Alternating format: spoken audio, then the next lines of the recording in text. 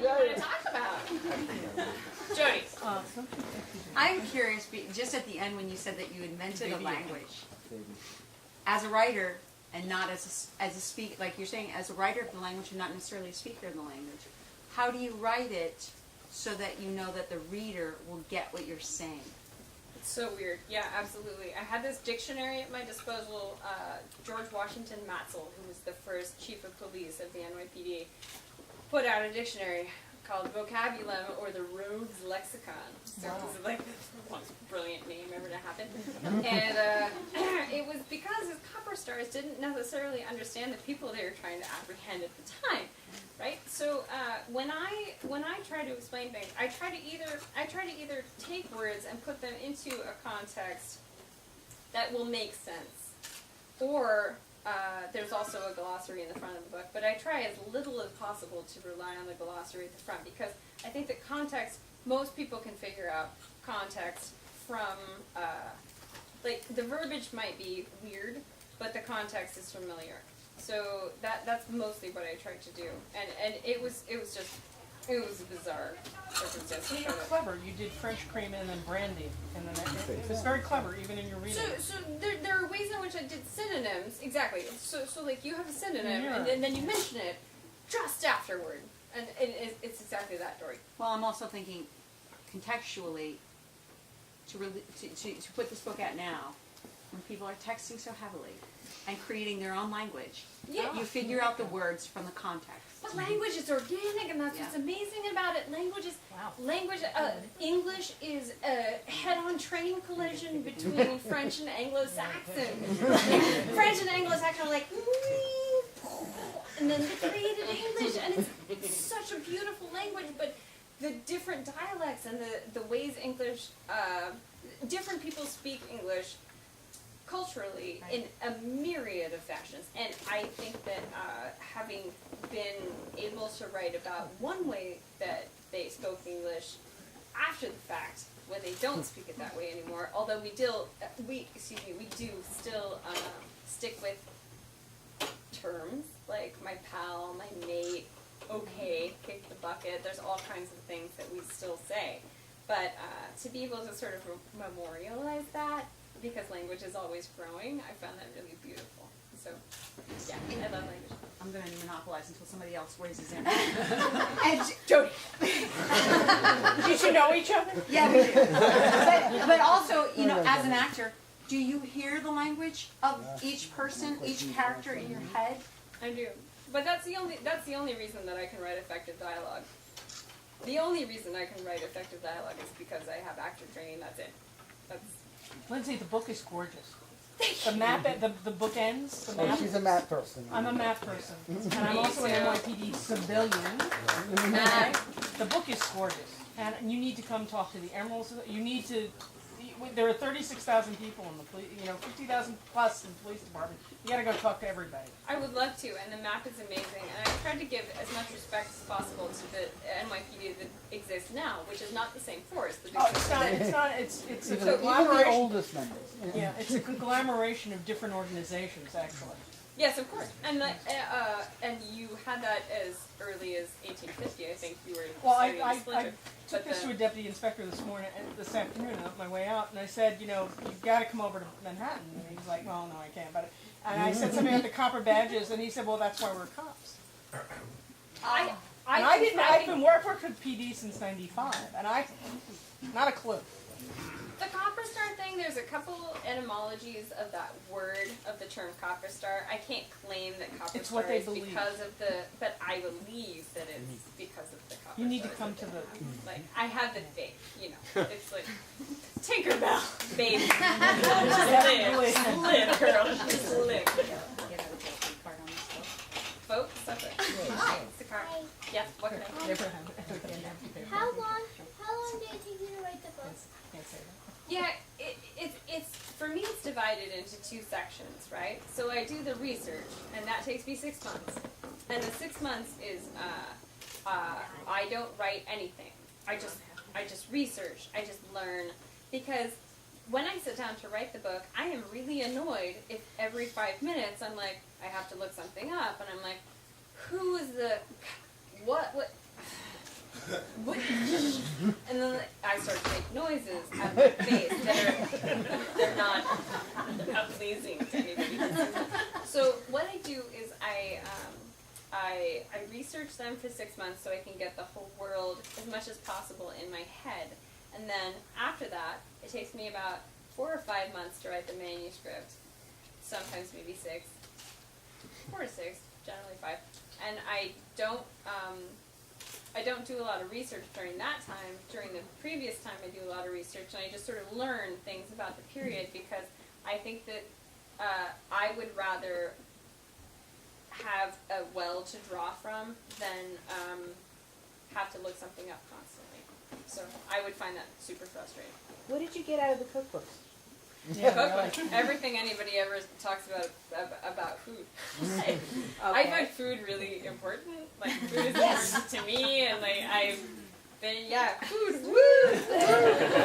Cook, wine, drink. So I've been involved in not only have I been involved in my mom making me beautiful food since I was a child, but like my husband and I love to make food together, and we've been in the restaurant industry for so long, and it is really important to me that food details are intact, and things about music and things about all of those details. I would much prefer them to be historically accurate. And food is always, I think, there's another book sort of wandering about here. I don't know if Ian can speak to this or not, but in Pursuit of Spencer, I wrote a brief essay about Robert B. Parker and how in the Spencer mysteries, food is very important about making food for someone that you care about. And it's always for Susan that he's making the food. And I feel the same way about food, that you make food for someone that you care about. And Valentine in The Gods of Gotham and Valentine in the sequel to The Gods of Gotham, you don't necessarily always realize it in The Gods of Gotham, but whenever Valentine is making food, it's about love. And food is about love. For me. So, yeah, food is important.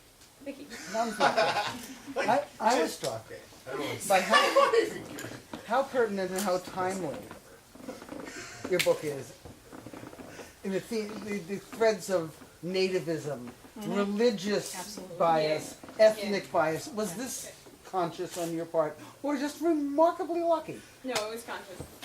When I was writing it, it was during the time that people were deeply objecting to the recreational center downtown. And, we're all New Yorkers, right? Most of us. We were so angry about the rec centers. The Muslim rec center. We just wanted to punch everybody who had to. It was ridiculous. So, that was about an election. So people were bringing it up because it had to do with an election and it was a political topic. And it was something that definitely, absolutely informed my opinion in the terms of how your slurs are structured. So you're slurring people and you're structuring it like this, and it sounds a lot like when this happened. And yes, there were direct correlations, and we do have a different situation now where there is actually a war against people who are extremists and are religious extremists and want to blow us to pieces, which was never the case with the Irish Catholics. But I think that a lot of the rhetoric used to vilify Muslim Americans is extremely similar in structure to the rhetoric used to vilify Catholic Americans when they first arrived here, and I found that really motivating when I was writing this puppy. So, not everyone's going to like it. Hey, Lisa. How much time you spend on revisions and editing? Revisions and editing. Oh, God. So, yes, a lot. My first book I did, that was ridiculous, 7 drafts of it before anyone saw it. For this one, I was going to a new agency, so they saw, I think, the first 5 chapters. Revisions are my way of actually being effective. Like, there's no good writing in my world without retooling it and making it more focused and making it more, erasing the things that were just stupid and ridiculous. Like, I take as much of myself out of them, and it's never possible to take all of yourself out of them. Like, there's always yourself in them. But there's a long, long process where I try to trim the fat from them, and so an enormous amount of my writing is getting rid of things that I have written that are not effective. And I was always taught that from a kid. So I actually enjoy that process. Like, I feel good when I get to the point where I have a manuscript that I can trim. Yeah, it's good. Hello.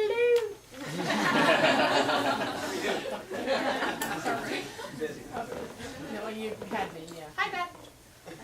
Sally. Oh, you have the same hair. If you have a face in front of you, you have the same hair. I just want to know, because I know with Dust and Shadow you had read Sherlock Holmes for so long and been a fan, so that sort of influenced you. Why did you write about this? Why?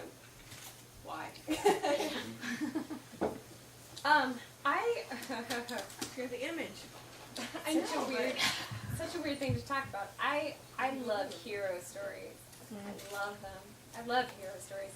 I think that when I read The Hobbit, and I read Lord of the Rings, and I read the Sherlock Holmes mysteries, and I read any other hero story I ever read after that, I just loved them. And I was so in love with them that after having written one that was very imitative and was very sort of, I want to do what you're doing! And I was sort of like crying, the Beatles are there and I'm crying, sort of like that sort of book I put out. I wanted to do something that was my hero story. Does that make sense? Yeah. So I love them, and I will never stop loving them, and I think that that is always the story I want to read. And so I end up writing often the story that I would like to read, and I would always like to read hero stories that are, and it's super simplistic, but like, it's something that's really visceral for me. It's like gut level. Like, I want to read about people performing selfless acts for no clear reason other than courage. And I want to read stories about people performing selfless acts because they love someone who they also hate, but they kind of don't. And like, those are the stories I want to read. And so I end up writing these kind of florid stories. I think that that's what happened. Why is it a historical novel, though? Oh, because of Day One, Cop One of the NYPD. I wanted to do the mythology of it. Yeah. Do you end up reading a lot of fiction, or is it overwhelmingly the historical text? No, I read a lot of fiction because I can't stop myself. Related to the period, right? No. So that's what I meant, is do you read fiction of that period or related to that period, or you just focus on the historical text of that time? Historical texts of that time, as I read you a portion of, are pretty sexy. But but I read mostly, I read things that speak to me. I just finished, my British publisher, Headline, just put out When God Was a Rabbit. When God Was a Rabbit was fantastic. It was like, I was reading this book, and I was so in this person's head. It's all of, it's just, what fiction means something to you? What makes you think about yourself differently? What makes you think about your world differently? What makes you observe your world in a more detailed way, or maybe even in a less detailed way? Maybe you're reading something that's like, you took me away from my world for a minute, and I thank you for that. Or maybe you put me back in my world, and I am seeing things more clearly, and I thank you for that as well. Like, I just write things that I would like to be reading. And I am so grateful that any of you would like to read it. Seriously, like, that is the most amazing thing to me, and I could not ever thank you enough for that. But in terms of what I read anything that grips me emotionally. And yes, it has to be emotional, and it has to have stakes. There has to be... I'm not very good at the things that are just about existential ennui, although it's because I'm really good at existential ennui on my own. I'm so good at it. Existential ennui, nailed it. I got it. So I don't need to read things about that as much. But yeah, thanks, Dustin. When did you know the title, and was it the first title? This was the first title, but it was The God of Gotham. Oh, okay. So it was singular originally.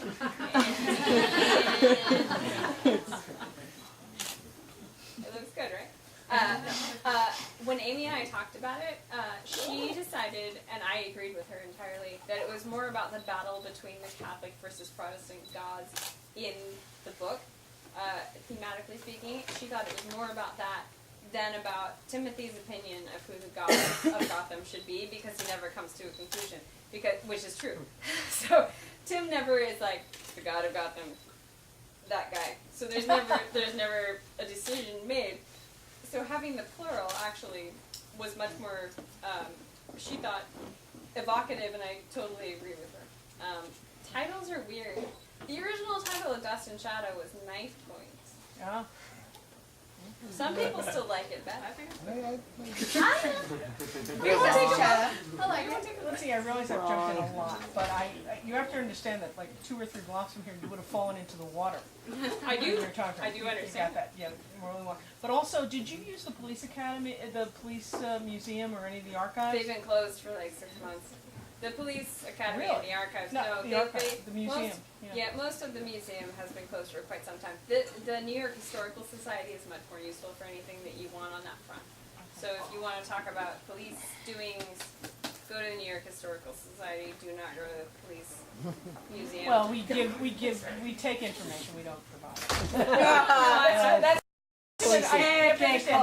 no, I'm just saying. I worked in an NYPD unit. No, totally. At the time I needed it. They weren't open, but that wasn't their fault. Lyndsay, I worked in an NYPD unit that was called mapping support. We neither did mapping nor support. I So, believe. okay. Vote. Any other police resources that you have? Historical. Police resources, yeah. The Bryant Park Research Library. I found any number of books, including Costello's, our police protectors. This chappie by the name of Costello wrote Our Police Protectors, which is full of fantastic facts about the founding of the NYPD, and I spent an enormous amount of time at the Bryant Park Research Library as well. So it was definitely not just at the New York Historical Society. It was sort of divided between those two, though. And then I do a lot of original source research, so I can. What's kind of unfortunate is that I can find most of that on Google. Yeah. If you want a diary that has been, like say Philip Holmes' diary or any number of other historical diaries, you can often find them on the internet. And if I could, I would save some time and look at them at home. But No. true facts. No. Any other questions? Last question. When do we expect the sequel? Oh I think- gosh, Mickey. No pressure there, We can right? pre-order it here Rumor tonight. She's I've heard finished is it. April. More importantly, when are we getting the screen? Because you got a million actors here who jump all over that. Can't possibly tell you, but will inform you immediately upon my own information. So you promptly on that time. So we'll see you at Tribeca. Film Festival. One hopes. It's so okay. May I say, it is so lovely of all of you to come here. It is so lovely of the Mysterious Bookshop to host us, and it is so lovely of Gabriel to have written the cocktail. Yay!